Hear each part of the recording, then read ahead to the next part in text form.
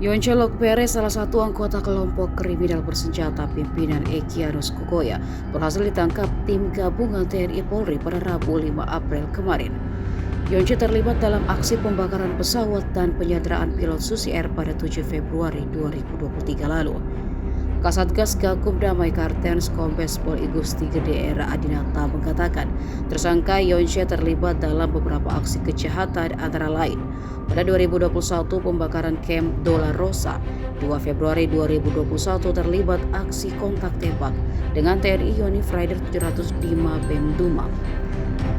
Selain menangkap Yonce, Satgas juga berhasil mengamankan senjata api dan ratusan butir amunisi, serta sejumlah barang bukti lain di markas KKB di Kalisimal, Kabupaten Duga.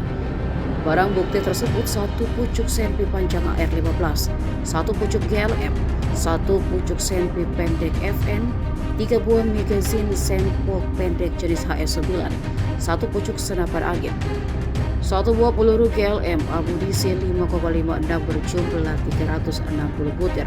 14 buah magazin senpi panjang, 4 buah HT-ICOM, 4 buah cas HT, 1 unit laptop, uang tunai 620.000, 1 unit teropong, 1 buah kamera Canon, 3 buah teleskop, 1 buah radio SSB. Kemudian ditemukan juga 1 unit handphone satelit, 14 butir amunisi revolver, 20 butir amunisi HS9, 1 buah parang, 1 gulung kabel optik, 15 buku catatan, 4 buah pulpen, 10 butir amunisi hampa, 2000 butir amunisi senapan angin.